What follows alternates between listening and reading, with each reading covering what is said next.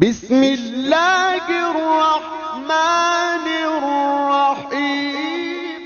الرحیم الحمدللہ رب العالمین والعاقبۃ للمتقین والصلاة والسلام علی سید الانبیاء والمرسلین اما بعد فاعوذ باللہ من الشیطان الرجیم بسم اللہ الرحمن الرحیم یا ایھا الناس کلوا مما فی الارض حلالا طیبا ولا تتبعوا خطوات الشیطان انه لکم عدو مبین وقال اللہ عز وجل فی مقام آخر یا ایھا الرسل کلوا من الطیبات واعملوا صالحا قال رسول اللہ صلی اللہ علیہ وسلم من اکل طیبا وعمل فی سنت وامن الناس بوائقه دخل الجنہ او کما قال علیہ الصلاۃ والسلام صدق اللہ العلی العظیم وصدق رسولہ النبی الکریم اللہم صل وسلم دائما ابدا علی حبیبک خیر الخلق کلہم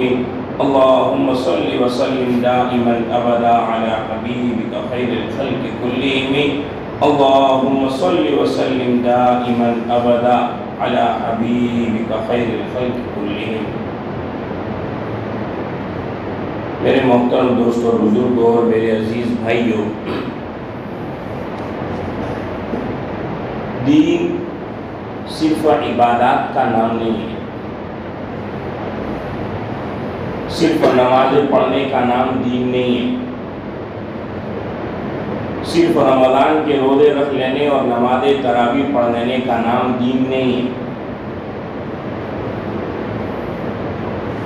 دین کے بڑے بڑے 5 شعبے ہیں،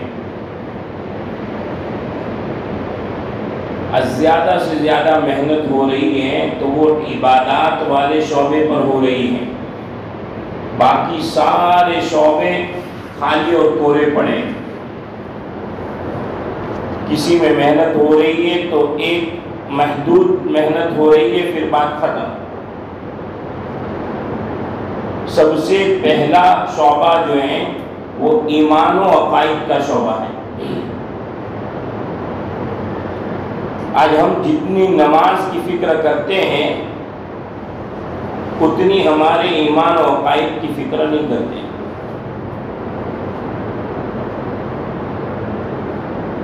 کیا سے کیا بول جاتے ہیں، مجبوری میں کہو یا حالات کا شکار ہو کر کہو، آدمی نہ معلوم نہ جانے کیا سے کیا اعمال کر بیٹھتا ہے اور اسے اندازہ تک نہیں ہوتا کہ میرا ایمان باقی ہے یا چلا گیا۔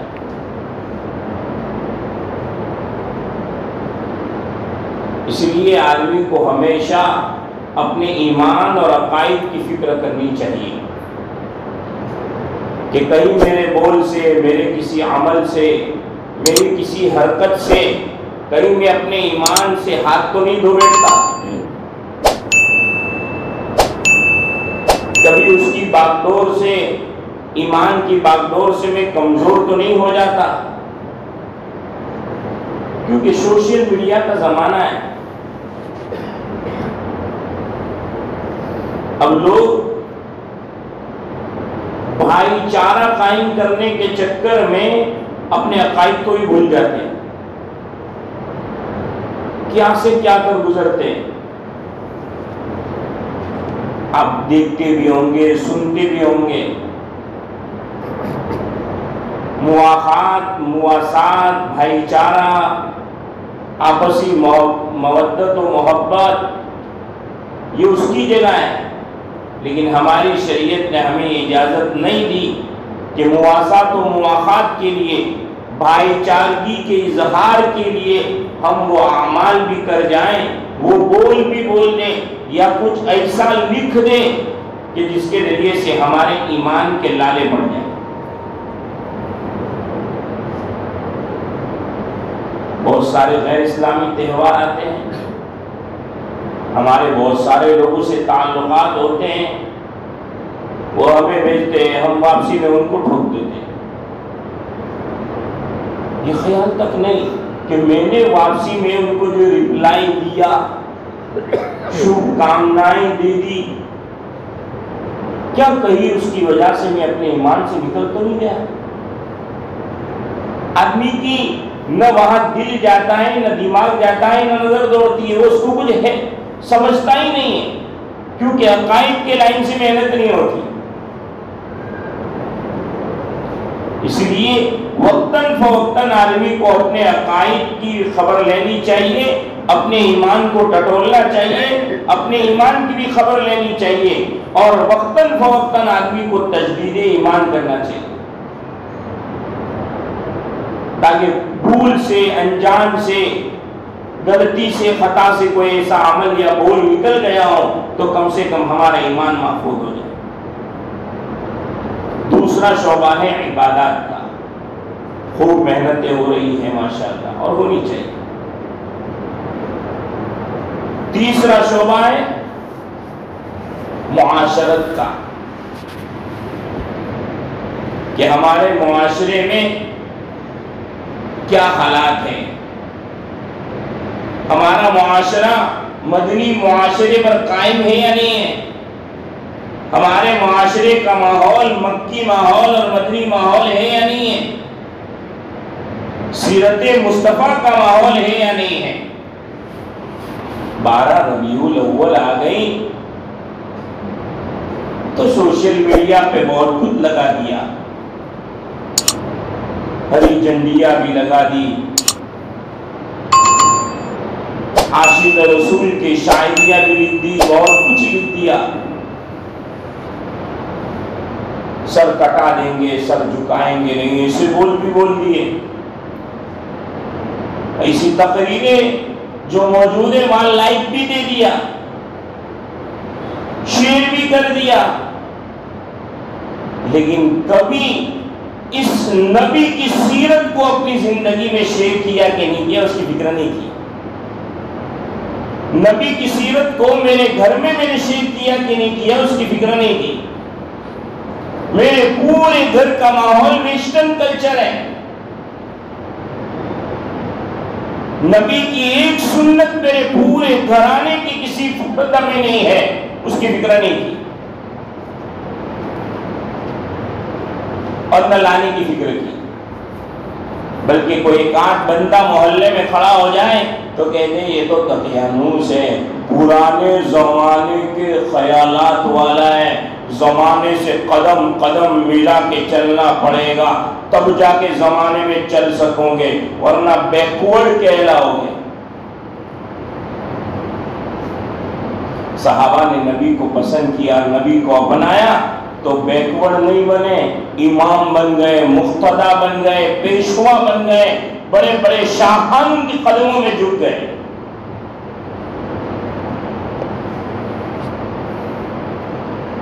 اور اللہ نے وہ مقام و مرتبہ دیا کہ جو ان ساری چیزوں کو چھوڑ کر آج ہم ذلت اور رسوائی کی گٹی میں پڑ گئے، اور صحابہ نے اسی نبی کی سیرت کو اپنایا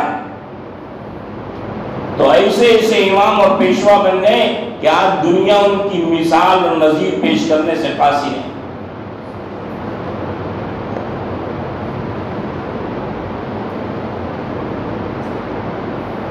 حضرت عمر رضی اللہ تعالیٰ عنہ کے بارے میں اگر یوں کہا جائے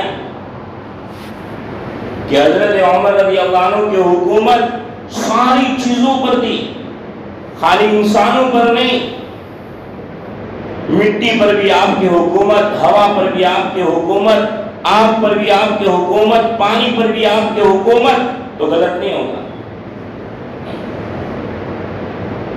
یہ 4 چیزیں ہیں جو دنیا کے خواص میں سے، آگ نہ ہو، پانی نہ ہو، مٹی نہ ہو، ہوا نہ ہو تو یہ انسان زندہ نہیں رہ سکتا۔ کون؟ حضرت عمر، جو اپنے بارے میں بیٹھ کر یوں کہتے تھے کہ عمر تیری پچھلی زندگی یاد کرتا ہے تو تیرے باپ خطاب کو یاد کرتا ہے، اور دل میں کہتا ہے کہ میرا باپ مجھے یوں کہتا تھا کہ عمر تجھے بکریاں چرانے نہیں آتی، تو کیا کرے گا؟ جب اس عمر نے اپنی زندگی میں اللہ کے نبی کی سیرت کو اپنا لیا تو اللہ نے وہ امام اور وہ مقتدا اور وہ پیشوا، وہ امیر بنا دیا کہ 4 چیزیں جو ہیں ان پر حضرت عمر کی حکومت ہے۔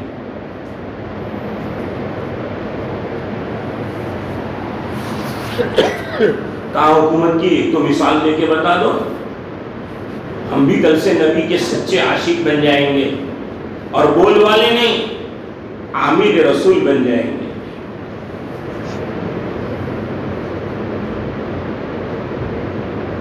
حضرت عمر رضی اللہ عنہ نے اپنے دور خلافت میں قافلہ روانہ کیا جنگ کے لیے۔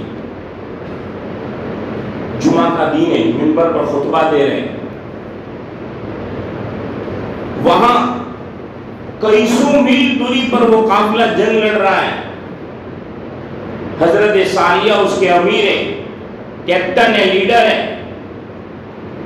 ہوا نے پیغام بھیجا لیا کہ عمر آپ کا قافلہ شکست کھانے کی تیاری میں ہے،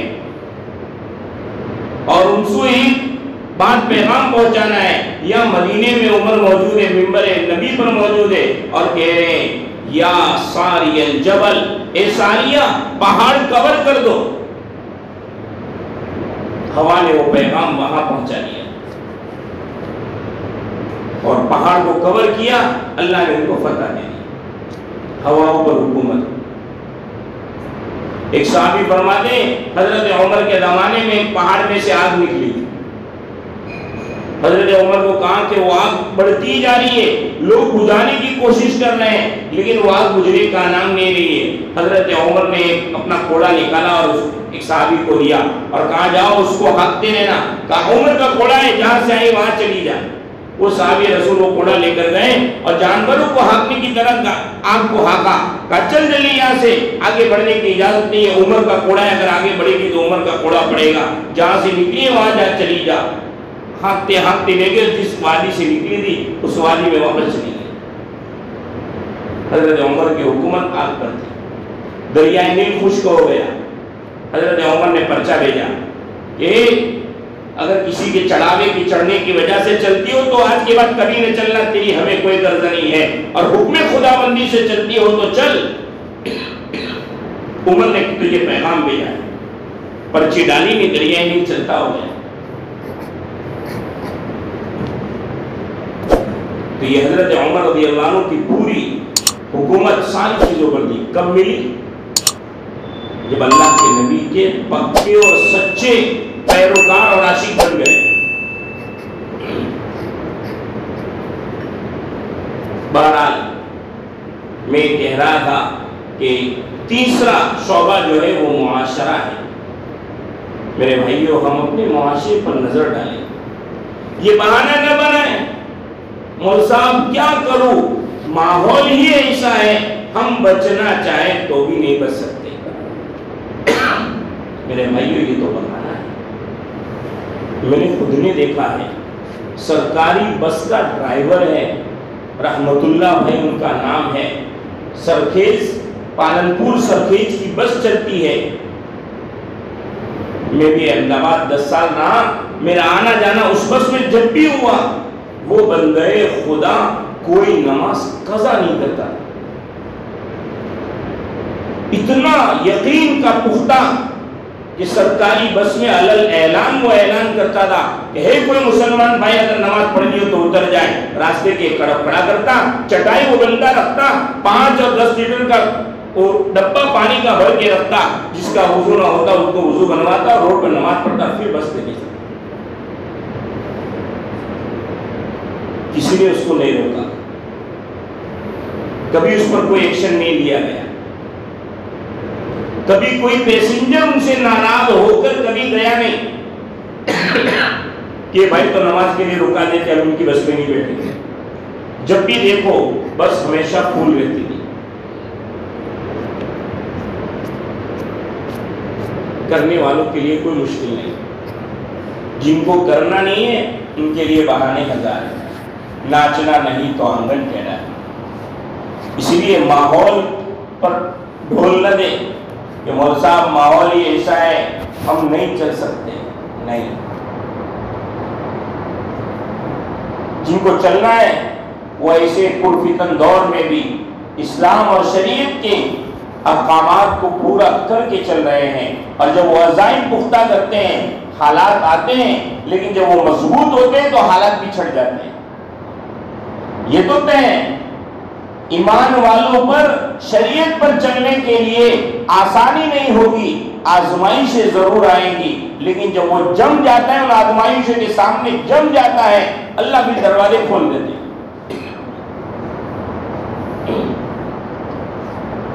ورنہ اللہ کے نبی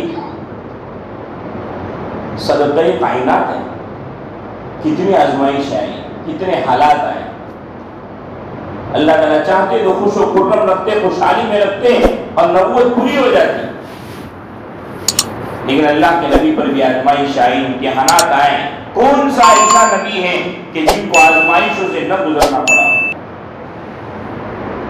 اس لیے میرے بھائیوں، معاشرے کی بھی فکر کرنے کی ضرورت ہے۔ خصوصاً میرا عنوان وہ نہیں ہے، لیکن ضمن میں خصوصاً ہمارے بچوں کے احوال سے واقف ہونا ضروری ہے، چاہے لڑکا ہو یا لڑکی۔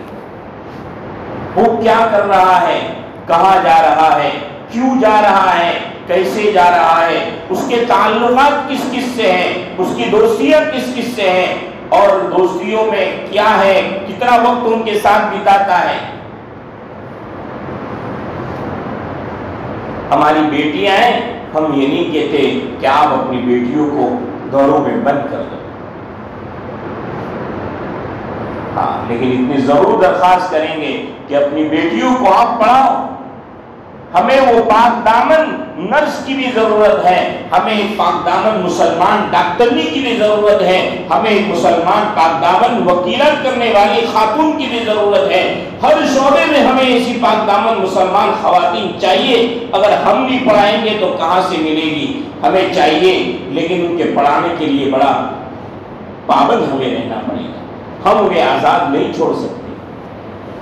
کیا کیا ہو رہا ہے مجھ سے زیادہ آپ بہتر جان سکتے ہیں کہ روزانہ ہزاروں ایسے واقعات، ایسے ویڈیوز، ایسی خبریں آتی ہیں کہ جہاں ہماری بچیوں کے ساتھ یا تو جان کا کھیل کھیلا جاتا ہے یا تو ان کے ایمان کا سودا کیا جاتا ہے۔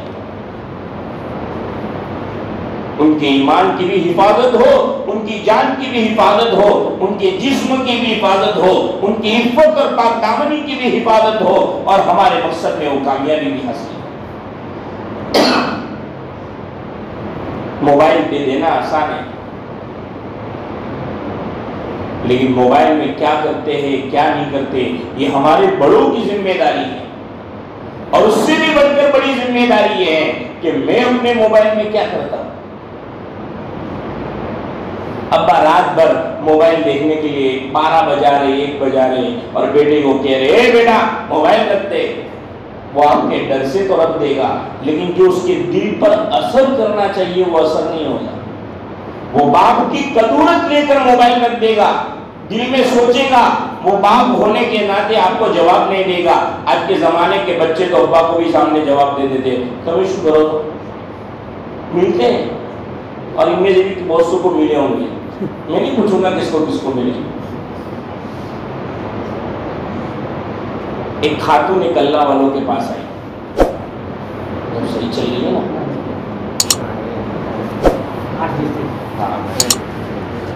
گھنٹہ جاؤں تو بول دیا اپن بھائی سبحان اللہ بھی کر دیتے، کیونکہ ہم غریب آدمی کی عادت ہے کہ چھڑتی ہے تو ادھر ادھر چلی جاتی ہے۔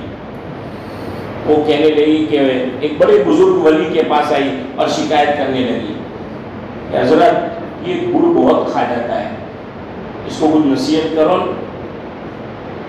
تو اللہ والوں نے کہا بھائی اس کو لے کے ابھی چلی جاؤ، 1 ہفتے کے بعد آنا۔ 1 ہفتے کے بعد آئے، خاتون واپس لے کر آئی،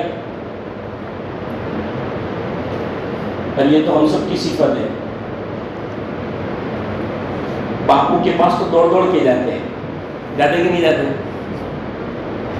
اور جو باپو نے یوں کہا کہ صبح میں اٹھ کے فجر کی نماز پڑھنے کی، اور صاحب اس سے کچھ تھوڑا ڈھیلا ڈھالا والا عمل نہیں ہے، یہ تو کاٹا ہے۔ یوں کہا کہ منزل پڑھنے کی پڑھنی پڑے گی، تم پڑھ کے دے دو، پانی دے دو، نہ چلے، کیونکہ یقین اس پر بیٹھ گیا ہے کہ باپو کریں گے تو وہ ہو جائے گا۔ تو 1 ہفتے کے بعد واپس آئے، کہا حضرت اب تو نصیحت کر دو، آپ کے کہنے کے مطابق ایک ہفتے کے بعد آئی. اس بزرگ نے کہا بیٹا کل سے گڑ مت کھانا. کہا لے کے جاؤ. عورت تو لے کے چلی گئی اور سچی میں اس نے گڑ کھانا بند کر دیا. وہ عورت حیران پریشان کہ اللہ والوں کو اتنا بولنا تھا تو ایک ہفتے کا انتظار کیوں کرایا؟ پہلے جتنا بولتے تھے اسی جمعے کے دن کہ بیٹا گڑ نہ کھائیو. اب کھلبلی پیٹ میں کہ ایسا تو کیا راستہ کہ ایک ہفتے کے بعد بولا. واپس آئی. کہا صاحب اس نے گڑ کھانا تو چھوڑ دیا لیکن ایک سوال ہے. کہ کیا سوال ہے؟ کہا تم کو اتنا کہنا تھا تو وہ جمعہ کو نہیں بولا، یہ جمعہ کو کیوں بولا؟ تو کہا بیٹا ایک وجہ تھی کہ وہ جمعہ میں خود گڑ کھاتا تھا تو میں نے سوچا کہ میں کھاتا ہوں اس کو بولوں گا تو اثر نہیں کرے گا. میں نے ایک ہفتے سے گڑ کھانا چھوڑ دیا. اس جمعہ کو بولا بیٹا گڑ کھانا چھوڑ دے تو میری بات میں اثر کرے. اب ابا رات کو مست لے کے بیٹھے ہیں، چاہے ارطغرل الغازی لے کر بیٹھے ہو کہ عثمان غازی لے کر بیٹھے ہو، چاہے پاکستانی اور کوئی سیریل یا ہندوستانی سیریل لے کر امی ابا دونوں مل کے مست مزے لے کر بیٹھے اور دیکھ رہے ہیں. اور یہاں بیٹے اور بیٹی کو کہہ رہے بیٹا خبر رکھیو موبائل لے لیو، سو جا چپ چاپ، صبح میں اسکول جانا ہے مدرسہ جانا ہے. یا تو جواب دے دے گا یا تو ڈر سے رکھ دے گا، لیکن دل پر جو اثر ہونا چاہیے نا وہ اثر نہیں ہوگا. وہ ظاہری خوف سے کہ ابا بھی اٹھ کے ماریں گے اس سے ڈرے گا. اس موبائل سے اس کو نفرت ہو جائے اس لیے وہ نہیں رکھے گا، نہیں چھوڑے گا. اور اس چھوٹے آلے نے تو ہمارے پورے معاشرے کو تو بگاڑا ہی. کلچر بگاڑا، اخلاق بگاڑے، سب کچھ بگاڑا. اب تو ایمان بھی چھین کے لے جائے اتنے آخری درجے پر ہے. موبائل اور انٹرنیٹ. ایک بہت بڑے عالم ہے شیخ المشائخ ہے، وہ فرماتے انٹرنیٹ جانتے ہو کیا چیز ہے؟ انٹرنیٹ. چوہا کہاں پھنستا ہے؟ جالی میں آ کر پھنستا ہے. کہا انٹرنیٹ یہ انٹرنیٹ نہیں ہے، یہ مزے کی چیز نہیں ہے، یہ انٹرنیٹ ہے. یہ ساری دنیا کو اپنی جال میں پھنسا دیتا ہے اور ہم سب پھنسے ہوئے ہیں. صبح اٹھنے کے بعد سب سے پہلا کیا آتا ہے اپنے بھائی؟ ایک زمانہ تھا کہ اٹھتے تھے سب سے پہلے چھوٹا موبائل لیتے تھے، مس کال دیکھتے تھے. اب مس کال کوئی نہیں دیکھتا، سب سے پہلے ریل دیکھتے. نئی ریل کا آئی تاکہ میرے کو پتا چلے کہ میرے کو بھی ریل بنانے میں کیا کیا ڈالنا ہے. اور ریل نہیں دیکھتے تو اسٹیٹس تو سب سے پہلے، اسٹیٹس تو سب سے پہلے. اے میرے نوجوانوں، ہم صبح اگر اس سے شروع کریں گے تو ہمارا پورا دین کہاں جائے گا. اب پھر خواب دیکھتے کہ میرا بیٹا تو عبد القادر جیلانی بڑے، مول صاحب ہمارا چھوٹا بڑے دعا کر جو اللہ پاک نے نیک بنا. خالی دعا کرنے سے کام نہیں چلے گا. کیا چاہیے گا؟ چوتھا شعبہ وہ چاہیے. عبد القادر جیلانی بنانے کے لیے چوتھا شعبہ چاہیے. کیا؟ میں معاشرت میں لمبے میں ڈیپ میں نہیں جانا چاہتا، اشارے کر دیے. چوتھا شعبہ ہے معاملات. آج معاملات کا کیا حال ہے ہم سب جانتے ہیں.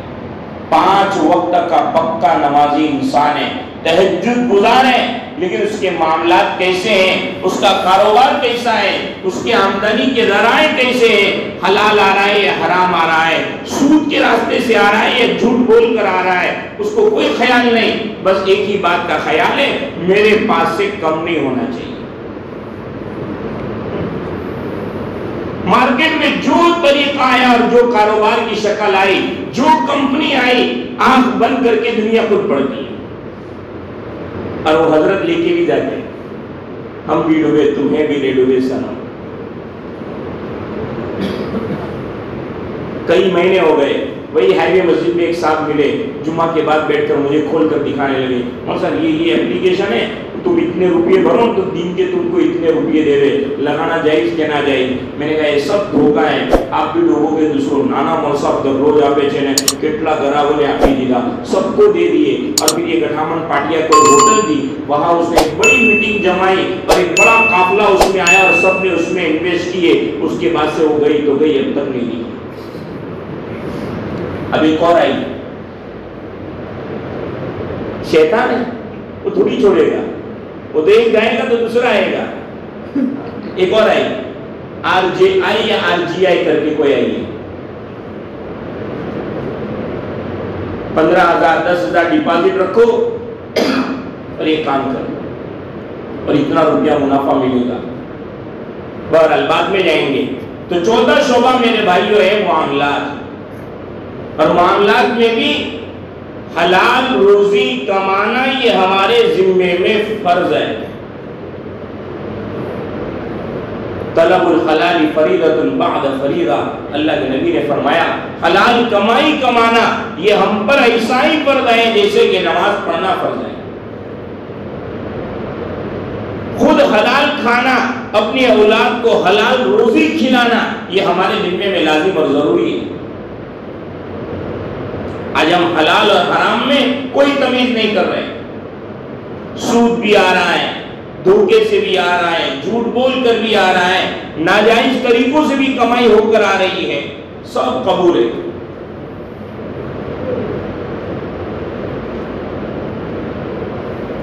اللہ تعالیٰ نے قرآن کریم میں رسولوں کو یوں فرمایا، یا ایھا الرسل کلو، اے انبیاء اے رسولوں پاکیزہ رزق کھانا۔ کیوں؟ اس کے بعد میں جوڑ بتلایا وَعْمَلُوا صَالِحًا، کہ رزق پاکیزہ ہوگا تو اعمال صالح ہوں گے۔ آج ہم شکایت کرتے ہیں کہ موسیٰ من تو بہت کرتا ہے نماز پڑھنے جانے کا، لیکن جانے کی توفیق نہیں ہوتی، اور کبھی چلا گیا نا تو مسجد میں نماز میں من ہی نہیں لگتا۔ کہاں سے لگے گا میرے بھائی؟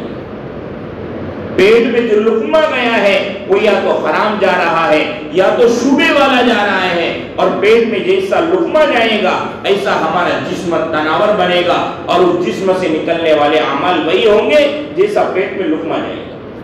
حلال جائے گا تو اعمال صالح آئیں گے، اور اگر حرام لقمہ، جھوٹے سے دھوکے سے کمائی کیا ہوا لقمہ اگر پیٹ میں جائے گا تو پھر ہمارے بدن سے نکلنے والے اعمال بھی صالحہ نہیں ہوں گے بلکہ سیئات اور برے اعمال ہوں گے۔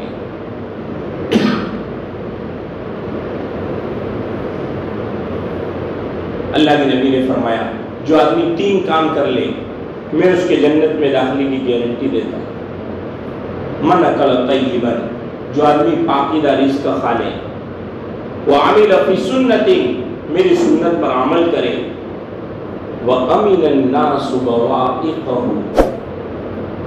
پڑوسی اس کی آفات سے، اس کے جھگڑوں سے، اس کی گالی گلوچ سے، اس کی تکلیف دہ چیزیں ڈالنے سے محفوظ رہے۔ یہ 3 کام میرا امت ہی کر لے گا، اللہ کے نبی نے فرمایا میں گارنٹی دیتا ہوں دخل الجنہ، وہ جنت میں داخل ہو جائے۔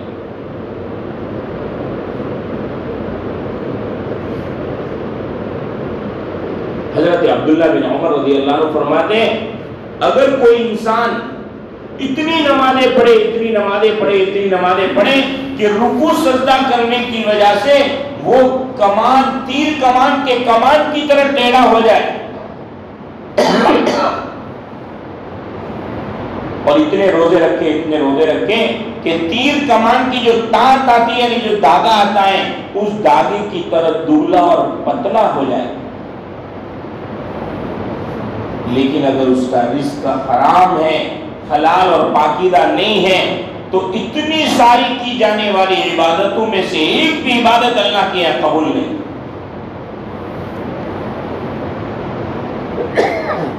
عبداللہ بن عمر فرما رہے ہیں کہ اتنی نمازیں پڑھ لی کہ رکوع سجدے کرنے کی وجہ سے کمان کی طرح ٹیڑھا ہو گیا، اتنے روزے رکھ لیے کہ بھوک کی وجہ سے تیر کمان کے تانت اور دھاگے کی طرح دبلا ہو گیا، لیکن اگر وہ حلال روزی کھا کے نہیں پڑھ رہا تھا تو اس کی ایک عبادت بھی قبول نہیں۔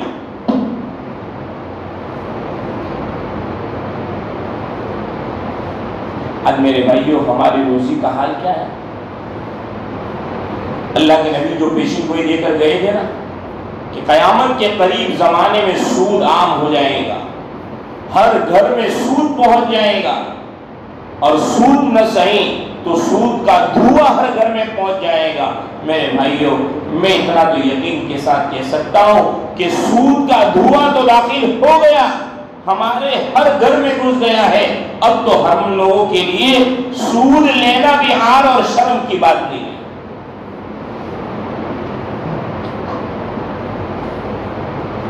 اور اس کی وجہ کیا ہے کہ آج ہم نے سود کو سود سمجھا ہی نہیں، حرام کو حرام سمجھا ہی نہیں.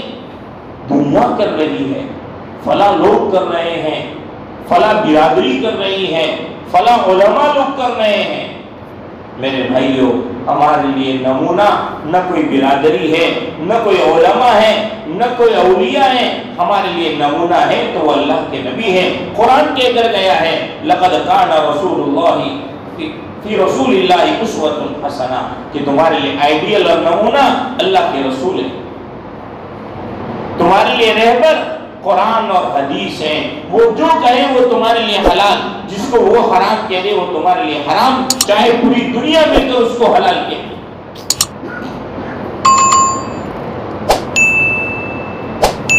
کئی شکلیں میرے بھائیوں آج مارکیٹ میں، بازاروں میں، تجارت میں، کاروبار میں ایسی آ گئی ہے کہ جن راستوں سے ہمارے گھروں میں سود یا شبہ سود داخل ہو رہا اور ہمیں پتہ تک نہیں. اور پتہ ہے تو مال کی حرص اور لالچ میں اس سے بچنے کی کوشش نہیں کرتے، کیونکہ ہم نے تو بیاج اور سود ایک ہی چیز کو سمجھا ہے کہ بینک میں سے پیسے پڑے ہو اور اس پر بینک دے دے تو وہ بیاج، اس کے علاوہ دوسرا کوئی بیاج ہے نہیں. ہم سمجھتے ہیں، لیکن آج روزانہ ہم سود اور شبہ سود کھاتے ہیں. کیسے؟ ایک مثال چھوٹی سی لے لیتے ہیں. یہ جتنا مجمع بیٹھا ہے نا، ان میں سے اکثروں کے پاس اینڈرائڈ موبائل ہوگا، اور اس میں سے بہت سے نوجوان شاپنگ ہوں گے کہ جن کو 5, 10, 15, 20 ہزار روپے والے موبائل سے اپنا من نہیں بھرتا ہوگا. ان کو +1 آئی فون اور پتہ نہیں کیا کیا چاہیے تھا ہوگا، تو وہ 50,000 لاکھ روپے کے موبائل لیتے ہیں اور وہ بھی سامنے سے تشکیل کرتے ہیں کہ اب تو تھوڑی کو ٹینشن رہتا ہے مہینے کی 3,000 کو نکالنے کے. لے واقعی سا کہ مہینے کی 3,000 میں آئی فون آ جائے گا. چل میں تیرے کو بتا دوں کون سی دکان میں ملتا ہے. 3 دن جماعت میں لے جانے کی تو تشکیل نہیں کرتا، لیکن آئی فون دکھلانے کے لیے اس مال کی اور اس دکان کی تشکیل کرتا ہے کہ چل میں تیرے کو بتاتا ہوں. ہمیں کوئی اعتراض نہیں. آپ 1,00,000 روپے والا کیا 1 کروڑ والا موبائل استعمال کرو. ہم تو آپ سے اتنی درخواست کرتے ہیں کہ اس موبائل کے شوق کو پورا کرنے کے چکر میں کہیں تم سود خور نہ بن جاؤ، اس کا خیال رکھنا. ورنہ جس نے بھی سود کھایا، 2 دوست باتیں کر رہے تھے اور باتوں میں اگر وہ یوں کہہ دے بد دعا دے دے تو کیا ہو جائے گی؟ اللہ بد دعا دے دے تو کیا ہو جائے گی؟ دوستی دشمنی میں تبدیل ہو جائے گی. ہو جائے گی کہ نہیں ہو جائے گی؟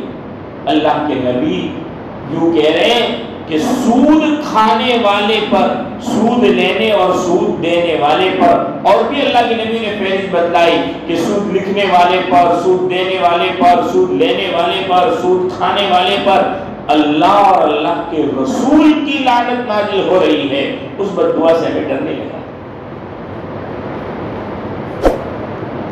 اللہ کے نبی فرما رہے ہیں سود کھانے والا 70 سے زائد گناہ کرتا ہے.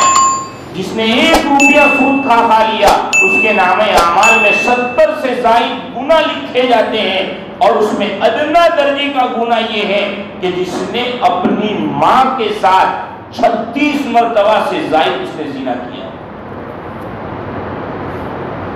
زنا، بدکاری، یہ تو ویسے ہی عام گناہ ہے، لیکن اللہ کے نبی فرما رہے ہیں کہ سود کھانے کے جو گناہ ہیں ان گناہوں کی فہرست میں ادنا گناہ یہ ہے گویا اس نے اپنی ماں کے ساتھ بدکاری کی. پھر بھی ہمیں ڈر نہیں لگتا. ایک دوست کی بددعا سے ڈر لگتا ہے، لیکن اللہ کے نبی کی بددعا سے اور اللہ کے نبی نے جو پیغام ہمیں سنائے ہیں اس سے کوئی ڈر نہیں لگتا. کیوں؟ اس لیے کہ دل کی چاہت پوری ہو رہی ہے، من کو بھا رہا ہے، وہ مل رہا ہے، اس لیے کوئی ڈر نہیں.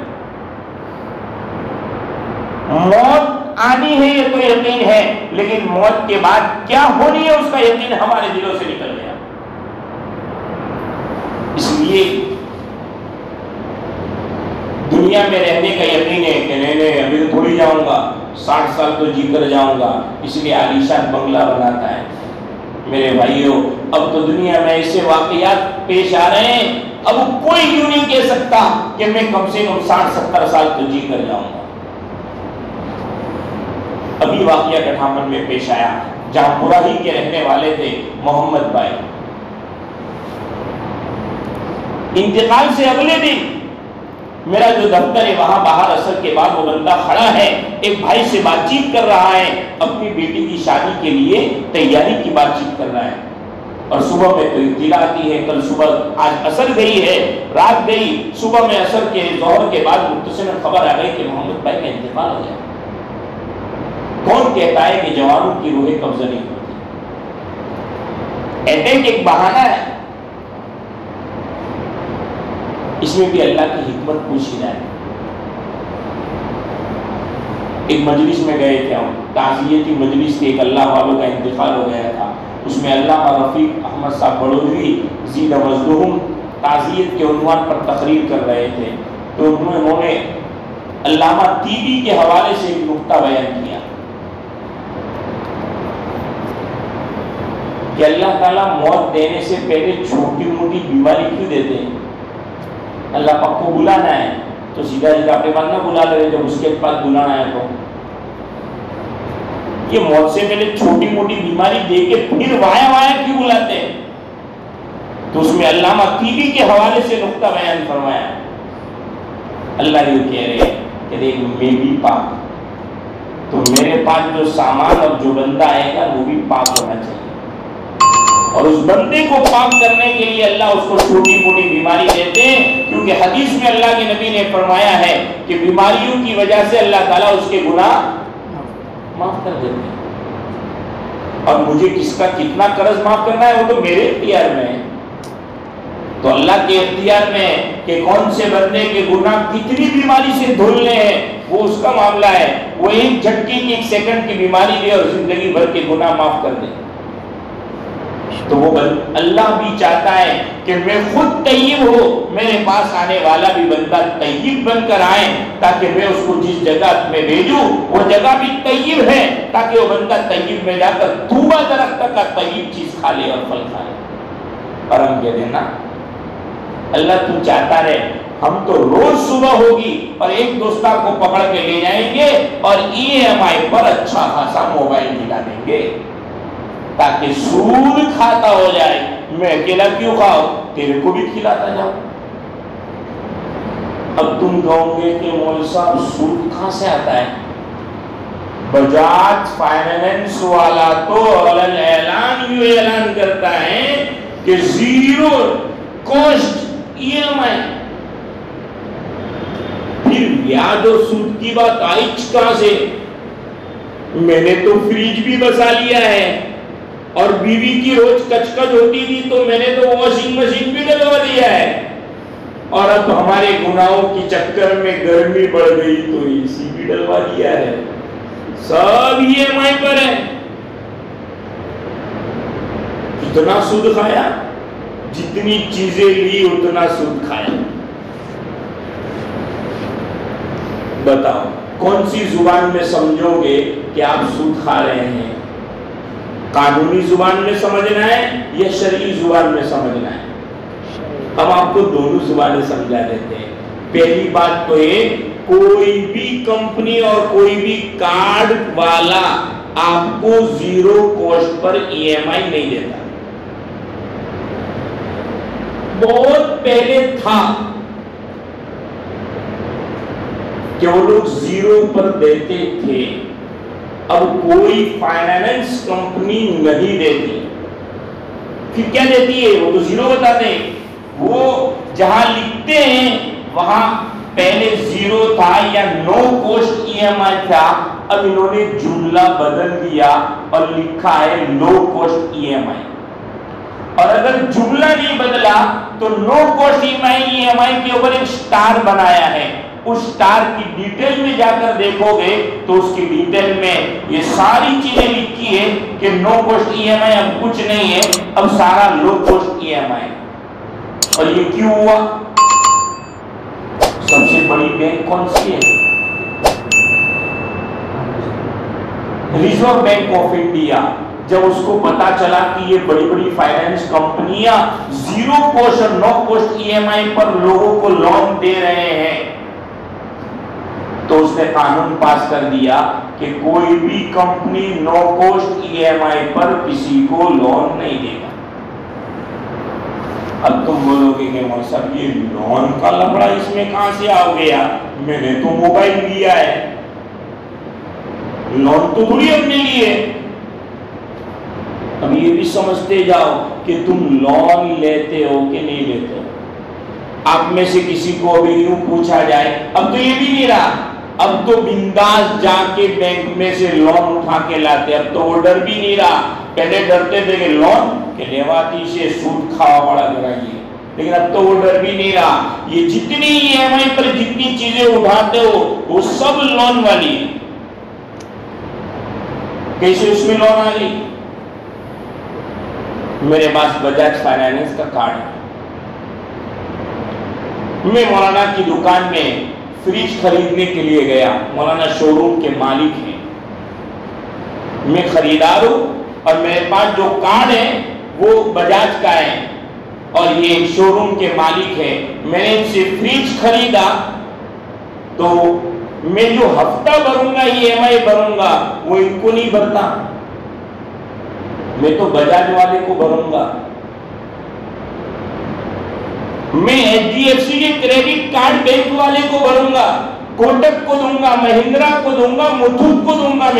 میں کمپنی اور شو روم والے کو تھوڑی دوں گا. نہیں مول صاحب موبائل تو ہم نے وہاں سے لیا.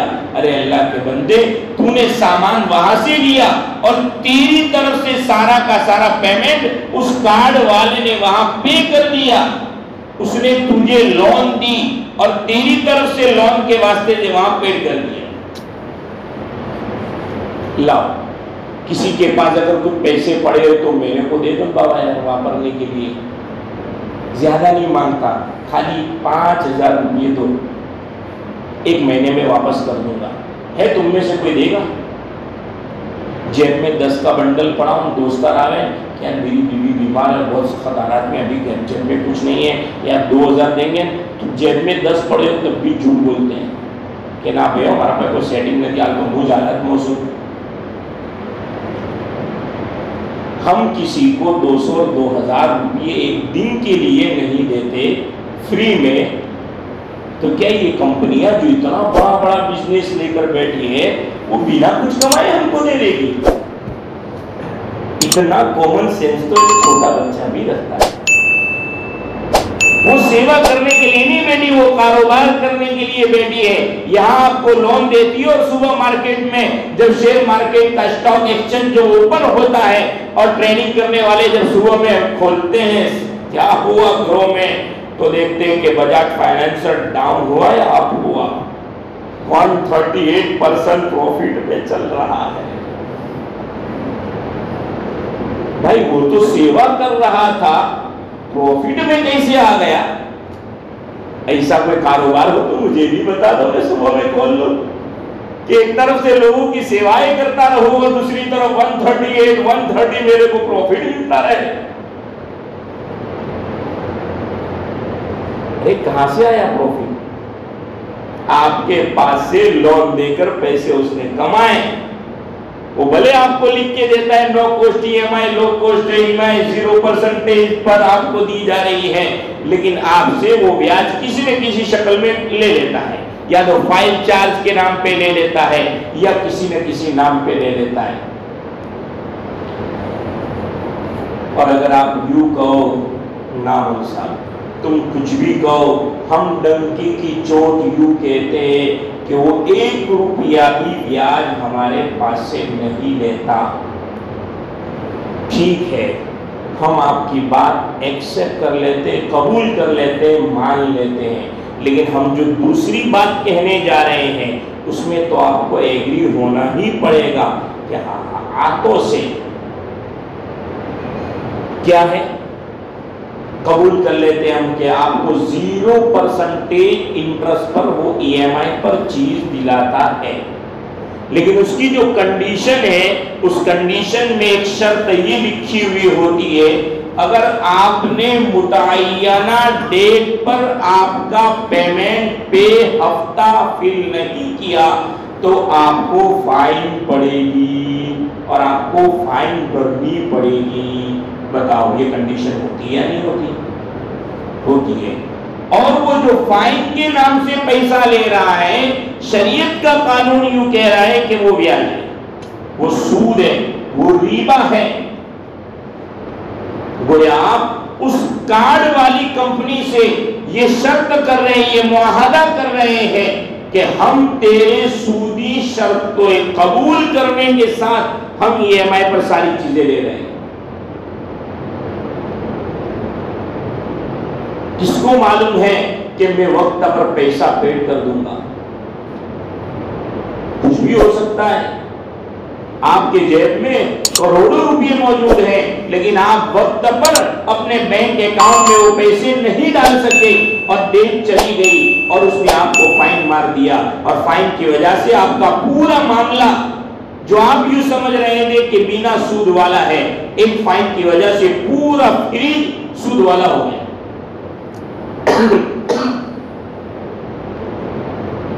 یہ تو بجاج کی بات ہوئی۔ لوگ کریڈٹ کارڈ میں تو جلسے کرتے ہیں، جلسے، اور ان ساری باتوں کو کھولنے کے لیے یہ وقت ناکافی ہے۔ بجاج والا تو آپ کو چیز دلاتا ہے، وہ کریڈٹ والا تو کیش بھی دیتا ہے، وہ سامان بھی دلاتا ہے اور کیش بھی دیتا ہے، اور وہ کیش آپ نے وقت پر نہیں بھری تو اوپر ایکسٹرا 2%، 2.5%، 3%، 4%، 5% وہ آپ سے کیا لیتا ہے؟ نفع لیتا ہے۔ بولو نا اللہ والو، کیا لیتا ہے؟ ارے نفع لیتا ہے۔ کیا لیتا ہے؟ سود لیتا ہے، بیاج لیتا ہے۔ ہم روزانہ بیاج کھا رہے ہیں، سود کھا رہے ہیں۔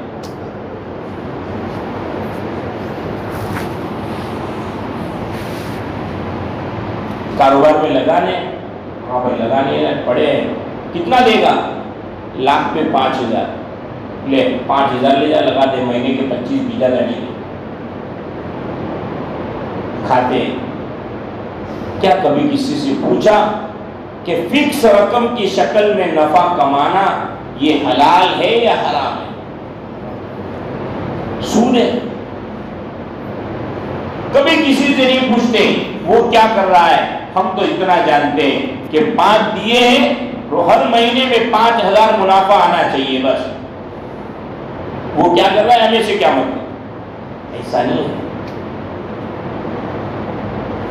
شیئر مارکیٹ، لوگ بھی بڑے ہوشیار اور چالاک، مفتی صاحب کے پاس آتے اور پوچھتے کون سا شیئر مارکیٹ میں کاروبار کرا ہے؟ એટલે જો એવા મુફ્તી સાહેબ આદમો આયા હોય કે જે હાલત બડી મુફતીની સનદ લઈને આયા હોય એ પૂછે તમને کہ شیئر مارکیٹ میں کیا ہوتا ہے؟ مطلب کچھ نہیں، وہ کمپنی کے شیئر ہوتے ہیں، اپنے خریدتے ہیں، اور پھر جب بھاؤ بڑھے تو بیچ دینے کا، اور نیچے آ جائے تو پڑے رکھنے کا، پھر نفع ملے تو بیچ دیکھنے کا۔ ایسا اس میں نفع نقصان میں دونوں میں کھڑے رہتے ہیں۔ ہاں مول صاحب نفع نقصان میں تو دونوں میں کھڑا رہنا پڑا ہے، جائز ہے۔ لیکن وہ مفتی صاحب کے پاس جاؤ جو اس کو پورے چارٹ کرائے ہیں تو آپ کو بتائیں گے شیئر مارکیٹ جائز ہے نہ جائز۔ میں نہیں کہتا کہ نہ جائز ہے،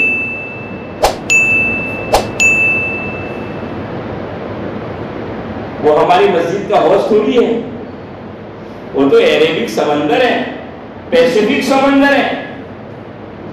اور جب نیا نیا آیا تھا تب تک تو ٹھیک تھا، اب تو نہ معلوم کتنی شکلیں، forward sale, future sale, support sale, blank sale, پتہ نہیں، اور کو ٹریڈنگ انٹرا ڈے، اور پتہ نہیں آئی پی او، ایس آئی پی، اور کیا کیا شکلیں اس میں نکل گئی ہیں۔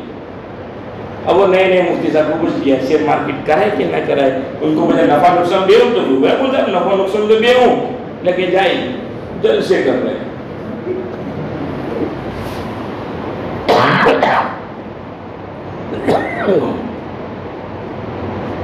دیکھو ایک عام بات بتاتا ہوں، شیئر مارکیٹ کرنا جائز یا ناجائز وہ میں بعد میں بتاتا ہوں۔ جو بھی شیئر مارکیٹ کرتا ہے سمجھ لو وہ بندہ شبہ سود میں تو مبتلا ہے، یعنی سود کے چھانٹے تو اس کی روزی میں آتے جے۔ میں نے بھی فتویٰ نہیں دیا ہوں کہ جائز یا ناجائز کا، یہ یاد رکھیو، وہ پیاز والا اور بیاج والا نہ کریو۔ بیان سن کے گئے اور گھر میں ساری پیاز بات کہ کہاں ہوا 80 روپے کلو پیاز لائی جو تم نے پھینک چھوڑا لی۔ اب بھی ملزم نے بیان میں یوں کہا ہے کہ پیاز کھانا حرام ہے۔ اللہ ملزم نے پیاز نہیں کہا تھا، پیاز کہا تھا، پیاز کہا تھا۔ تو ایسا نہ کریو، میں آپ کو فتویٰ ابھی نہیں دے رہا ہوں کہ شیئر مارکیٹ جائز یا ناجائز۔ میں ایک بتانا چاہ رہا ہوں شیئر مارکیٹ کرنے والوں کے کمائی میں حقیقت سود نہ صحیح تو شبہ سود تو ہے۔ کیوں ہے؟ میں آپ کو ایک سیدھی سادی مثال دیتا ہوں۔ ہم 25-50 ہزار روپے والا موبائل لینے گئے تو بھی ہمیں EMI کروانا پڑا، بجاج والے سے لون لینی پڑی، NBFC ایک کارڈ کو سوائپ کرنا پڑا۔ بھائی وہ تو 1000 کروڑ 500 کروڑ 300 کروڑ کی کمپنی لے کر بیٹھا ہے، تو سارے پیسے لوگ تو دیں گے نہیں، اور سارے اپنی کمپنی کے شیئر وہ لوگوں کو خریدنے نہیں دے گا۔ 50%، 25%، 30%، 40% وہ خود کے شیئر رکھتا ہے اور باقی کے اپنے شیئر مارکیٹ میں وہ ایشو کرتا ہے۔ تو مان لیجئے کسی کمپنی کا شیئر ہولڈر یا مالک اونر 50% اس کے شیئر ہے تو اس کے لیے 5000 تھوڑی ہے، تو 5 کروڑ یا 50 کروڑ کی فیس ویلیو ہوتی ہے، وہ لائے گا کہاں سے؟ دو ہی راستے ہیں، یا تو اس کے پاس اس کی پیور وائٹ انکم ہوگی تو وہ، یا تو پھر دوسرا آپشن ہے لون۔ دوسرا آپشن کیا ہے؟ اور پوری دنیا لون پہ جی رہی ہے، چھوٹا موٹا کاروبار کرنا ہو تو بھی لون۔ یہ کیوں؟ کہ ہم سب ایک کی موٹی رقم جو کاروبار میں وائٹ بتا دیئے تو ماہو بھی جاتا ہے کہہ ماہو نہ ہو تو کاکو خوب تو آوے، کوئی نہ آوے تو کم سے کم کاغل جو تو آوے کہ بھائی چوتھی لائے تھا، اللہ پڑے ہم تو ہے نہ کریں، ہاتھی کے دکھانے کے 2 دانت تو لانے پڑے تب جا کے کاروبار کر سکتے ہیں۔ تو یہ کمپنی یا بنا لون کے چلتی ہوگی؟ ظاہر سی بات ہے لون کے بنا چلے گی نہیں۔ تو انہوں نے لون لیے تو سود پہ لائے ہوں گے، کوئی فری میں تھوڑی دوں اتنی بڑی بڑی لونیں دے رہی ہوگی۔ تو میں نے کہا حقیقت سود نہ صحیح تو شبہ سود تو آتا ہے۔ پھر تم کہو، یہ تو میں نے آپ کو بتا دیا کہ اگر بچنا چاہے تو آدمی کو بچنا ہی چاہیے۔ رہی یہ بات کہ شیئر مارکیٹ جائز یا ناجائز، تو ابھی تو یہ موقع نہیں ہے۔ شیئر مارکیٹ میں جو forward sale, future sale, spot sale, blank sale, intraday, یہ سب تو ناجائز ہے۔ کوئی آدمی اگر شیئر مارکیٹ میں شیئر کاروبار کرنا چاہتا ہے تو کل 14 شرطیں ہیں۔ کتنی؟ 14۔ وہ 14 شرطیں اس وقت بیان کرنے کا موقع نہیں اور وقت بھی نہیں ہے۔ میں ان میں سے بڑی بڑی باتیں آپ کو بتا دیتا ہوں، ان میں سے ایک بھی شرط اگر گئی تو آپ کے لیے کاروبار کرنا جائز نہیں، شیئر مارکیٹ کرنا جائز نہیں۔ اور اگر آپ ان 14 شرطوں کو فالو کرتے ہو تو آپ کے لیے کاروبار اور شیئر مارکیٹ میں شیئر خریدنا جائز۔ پہلی شرط، جس کمپنی کا شیئر خرید رہے ہو اس کمپنی کا وجود ہونا ضروری ہے۔ اس کے پاس جو سامان ہوگا وہ 2 شکل میں، یا تو لیکوڈ ایسٹ ہوگا یا فکسڈ ایسٹ ہوگا۔ لیکوڈ ایسٹ کا مطلب یہ ہوتا ہے کہ خالی اس کے پاس روپیے ہو، کمپنی کی بلڈنگ مشینری کیسا کچھ بھی نہیں۔ اور فکسڈ ایسٹ کا مطلب یہ ہوتا ہے کہ اس کے پاس ایک بلڈنگ ہے، اس میں مشینری ہے، کوئی پروڈکٹ وغیرہ وغیرہ سب بناتا ہے۔ اگر کوئی کمپنی ایسی ہے جس کے پاس اونلی فار لیکوڈ ایسٹ ہے تو اس کمپنی کا شیئر خریدنا جائز ہے، لیکن فیس ویلیو پر، اس سے 1 روپیہ بھی کم زیادہ نہیں۔ کم زیادہ خریدو گے تو سود ہو جائے گا. اور اگر کسی کمپنی کے فکسڈ ایسیٹ بھی ہے اور لیکوڈ ایسیٹ بھی ہے اور اس کمپنی کا وجود بھی ہے اور کمپنی کاروبار بھی کر رہی ہے تو دوسری شرط یہ کہ اس کمپنی کا کاروبار حلال ہو، شراب نہ بناتی ہو، کوئی اور ناجائز اور حرام چیزیں، سور خنزیر کی اور چیزیں نہ بناتی ہو وغیرہ وغیرہ، ٹیلی ویژن نہ بناتی ہو، جو بھی ہے حرام جتنے کاروبار آتے ہیں وہ سب نہ کرتی ہو، تو اس کا شیئر خریدنا جائز ورنہ جائز نہیں. تیسری شرط،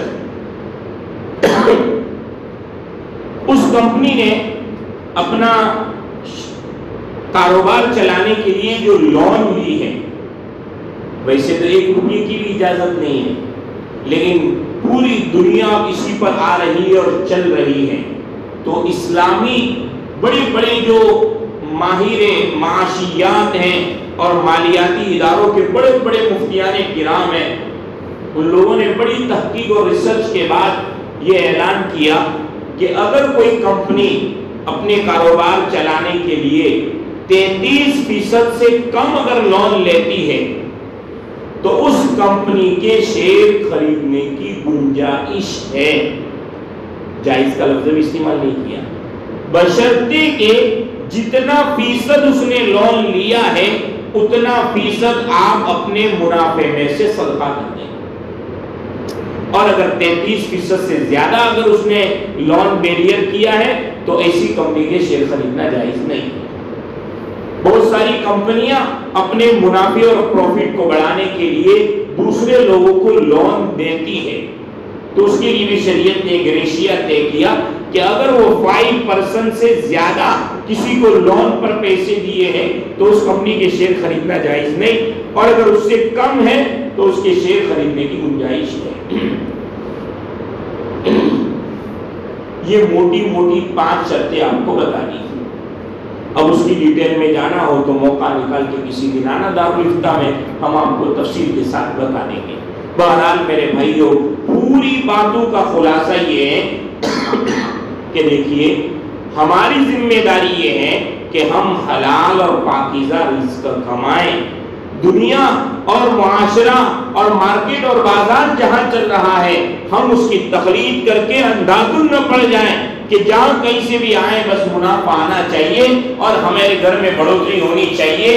ایسا نہیں ہوگا میرے بھائیوں. اگر ہم نے ایسی حرام روزی، شبے والی روزی، سود والی کمائی، جھوٹ بول کر کمائی والی کمائی اپنی اولاد کو کھلائی ہے، میرے بھائیوں ان کے اعمال سے نکلنے والے اعمال اعمال صالحہ نہیں ہوں گے بلکہ برے اعمال ہوں گے. وہ نمازی بھی نہیں بن پائیں گے بلکہ وہ جس طرح ہم کہتے ہیں کہ معاشرے میں خراب لڑکے ہیں وہ خراب میں ہمارے بچے بھی شامل ہیں. اس لیے ہماری ذمہ داری بنتی ہے کہ ہم جو بھی کمائی کریں حلال روزی کمائیں، پاکیزہ روزی کمائیں، ورنہ قرب قیامت میں سب احوال آنے والے ہیں، سب حالات پیش آئیں گے، لیکن بچنا یہ ہماری ذمہ داری ہے. حضرت عمر نے کسی سے پوچھا کہ وہ تقوی کس کو کہتے ہیں؟ تو حضرت عمر کو جواب دیا کہ خاردار کانٹے والی جاڑی ہو اور اس جاڑی کے اندر سے گزرنا ہو تو آپ کیسے گزرو گے؟ تو صحابی رسول نے کہا اپنے دامن کپڑے کو برابر سمیٹ کر اپنے آپ کو بھی یوں یوں بچا بچاتے نکل جاؤں گا.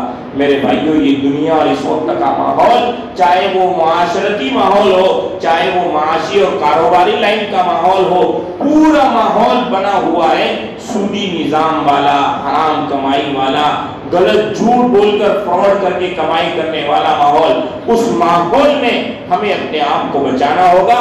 ہمارے گھروں میں آنے والی حلال کمائی آئے، طیب کمائی آئے، حرام کمائی سے اپنے آپ کو بچانا ہوگا. یہ محتاط زندگی گزارنی ہوگی ورنہ پھر ہماری زندگیوں میں جو دین ابھی دکھ رہا ہے وہ بھی نہیں دکھے گا، ایمان کے لالے پڑ جائیں گے. اللہ کے نبی نے کہا ہے نا قرب قیامت میں جب دجال کا ظہور ہوگا تو بہت سارے لوگ صبح میں مومن ہوں گے، شام کو کافر ہو جائیں گے، اور شام کو مومن ہوں گے تو صبح کو کافر ہو جائیں گے. ایسے ہی فسفسے والے ایمان والے جو ہوں گے وہ سب چھڑ جائیں گے. حضرت حسن اللہ کے نبی کے ساتھ جا رہے تھے، راستے میں کھجور ملی، کھا لی. اللہ کے نبی کھڑے ہوئے، حسن طے کرو طے کرو. آپ نے کچھ بھی کر کے طے کروائی. 3-4 سال کی عمر ہے. اللہ کے نبی نے فرمایا حسن ہم سید گھرانے سے ہیں، آل قریش میں سے ہیں، ہمارے لیے صدقہ حلال نہیں ہے. حالانکہ وہ تو چھوٹا بچہ تھا، مکلف نہیں تھا، ابھی شریعت کے احکام کا مکلف نہیں تھا، لیکن اللہ کے نبی کا احتیاط کہ نہیں بچپن میں بھی وہ شعبے والا جو اس کو نہیں کھانا وہ کھائے نہیں. حضرت ابوبکر صدیق رضی اللہ عنہ بھوکے ہیں، ایک دن فاقہ، دوسرے دن فاقہ، تیسرے دن فاقہ. ان کے غلام کو دیکھا نہیں گیا تو ان کا غلام ایک بندے کے پاس پہنچ گیا اور کہا دیکھ میں نے جاہلیت کے زمانے میں تیرے کو جھاڑ پھونک کیا تھا اور اس کے پیسے لینے کے باقی ہے، آج میں مجبوری کی حالت میں ہوں، میرے پیسے دے دے. اس نے دے دیا. غلام نے کھانا خریدا، حضرت ابوبکر کو لا کر دیا. حضرت ابوبکر نے ایک لقمہ کھایا اور انہیں محسوس ہو گیا کہ کوئی شبے والی روزی ہے. ابوبکر نے پوچھا غلام یہ روزی کہاں سے کھانا لائے؟ کہا یا آقا میں فلاں بندے کے پاس اپنی جاہلیت کے زمانے کی جھاڑ پھونک کی اجرت باقی تھی، آج میں نے اس سے مانگی، اس نے مجھے دے دی اور اسی میں سے کھانا لے کر آیا ہوں.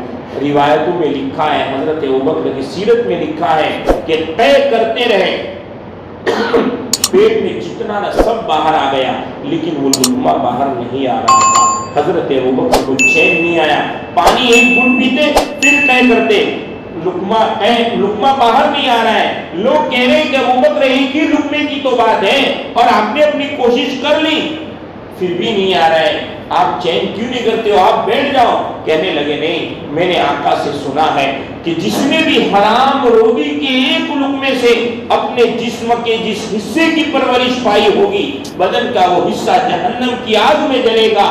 میں نہیں چاہتا کہ میرے بدن کا ایک حصہ جہنم کی آگ میں جلے، اس لیے میں نکال کے رکھوں گا. جب تک وہ ایک لقمہ ابوبکر نے پیٹ سے نکالا نہیں تب تک حضرت ابوبکر نے چین نہیں.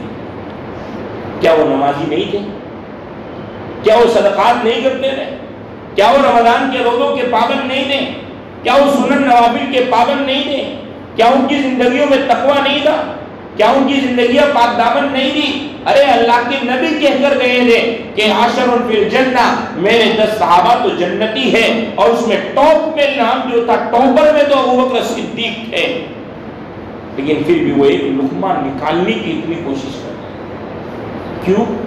کہ میرے نبی نے یوں کہا ہے کہ ایک لقمے سے بھی اگر جسم نے پرورش پائی ہوگی تو وہ جہنم کی آگ میں جلے گا. آج ہم مہینے کے 30 دن حرام لقمے پیٹ میں جا رہے ہیں، سود والے لقمے پیٹ میں جا رہے ہیں، شبہ سود والے پیٹ میں لقمے جا رہے ہیں، لیکن ہمیں کوئی ڈر اور احساس تک نہیں کہ میرے پیٹ میں جانے والی روٹی، میرے پیٹ میں جانے والا لقمہ حلال ہے یا حرام ہے، پاک ہے یا ناپاک ہے، جھوٹ سے کمایا ہوا ہے یا سچ بول کر کمایا ہے. کوئی ڈر تک نہیں، کیونکہ آخرت کی فکر نہیں. میرے بھائیوں یہ ایسے تو ہزاروں واقعات کتابوں میں لکھے ہیں کہ اللہ والوں نے شبے پر صرف ایسا ہم تو نہ کدیے میں کیوں کیا خطرہ وڑو سے جی آلو بدو جھارو لگے سے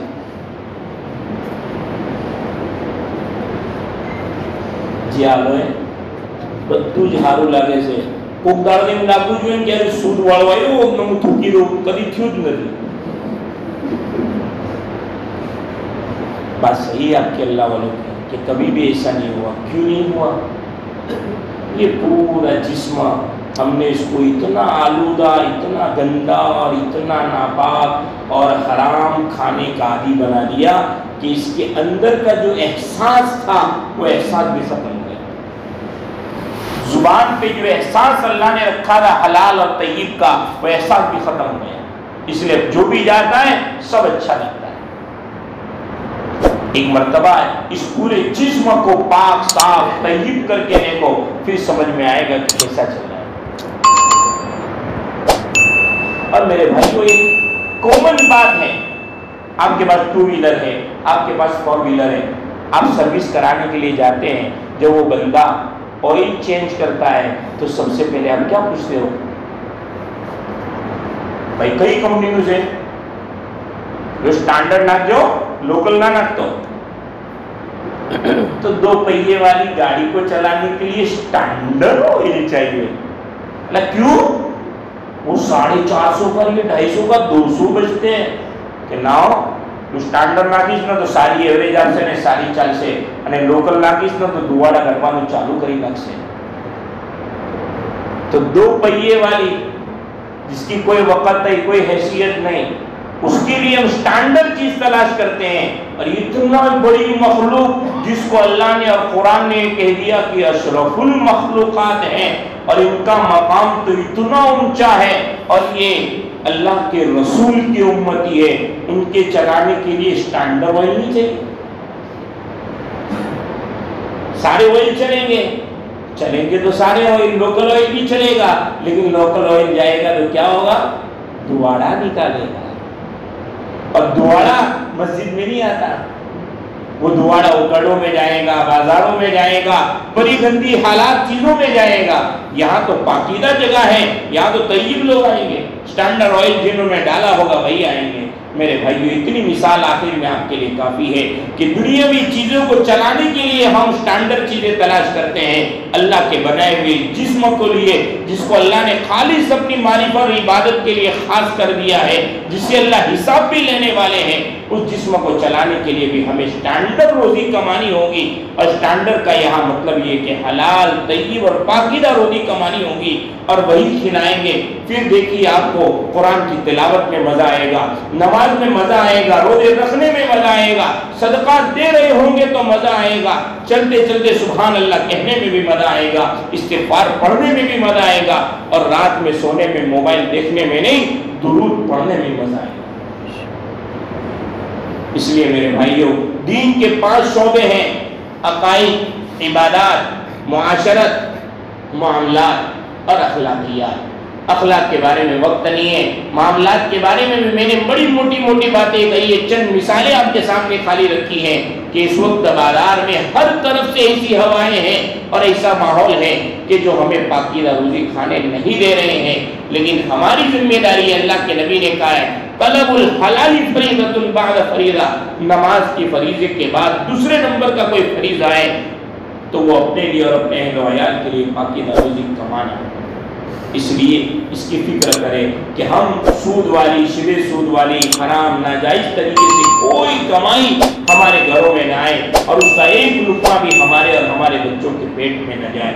अल्लाह रब्बुल इज़्ज़त हमें और हमारे अहले खाना को, हमारे आला औलाद को अल्लाह हमेशा पाकीदा, तय्यब और हलाल रोज़ी खिलाए.